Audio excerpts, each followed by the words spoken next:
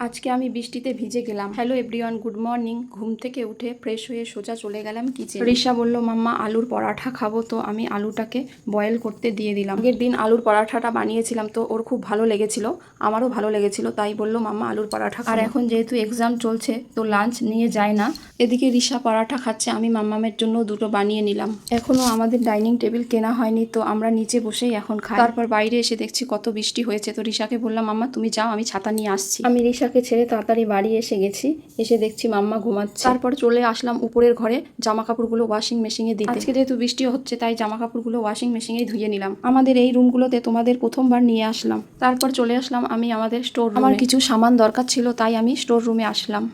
Store room বলতে quarter থেকে আসার পরে পুরো সামান এই রুমে রেখে দিয়েছি, তো তাই আমরা এটাকে স্টোর রুমই বলি। তারপর আবার দেখলাম যে বেশ রোদ হয়ে ছাদ পুরো শুকিয়ে গেছে।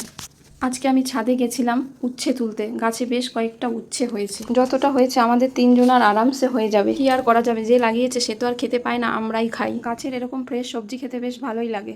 আমরা যত জায়গায় কোয়ার্টারে ছিলাম প্রত্যেক জায়গায় প্রচুর পরিমাণে সবজি হতো। এত সবজি হতো যে লোককে দিয়েও শেষ করা যেত না। আমি কিন্তু আজকেই প্রথম এই উচ্ছে গাছ থেকে উচ্ছে তুললাম। দাঁড়াও আমি নিচে নেমে তোমাদেরকে ঠিক মতো দেখাচ্ছি কটা উচ্ছে পেলাম। আমাদের এই ছাদ বাগানের উচ্ছেগুলো তোমাদের কেমন লাগলো অবশ্যই কমেন্ট করে জানিও। তারপর আমি নিচে এসে কিছু বাসন ছিল ব্রেকফাস্টে, সেগুলো ধুয়ে নিলাম। সমস্ত বাসনগুলো ধুয়ে আমি গামলার মধ্যে জল ঝরাতে রেখে দিলাম। তারপর আমি চলে গেলাম জামা কাপড়গুলো মেশিন থেকে বের করে ছাদে মেলতে। সারাদিন একবার উপর নিচ করতে করতে আমার পা পুরো ব্যথা হয়ে যায়। আমি যখন জামা কাপড়গুলো ছাদে মেলতে আসি তখনও বেশ রোদ ছিল।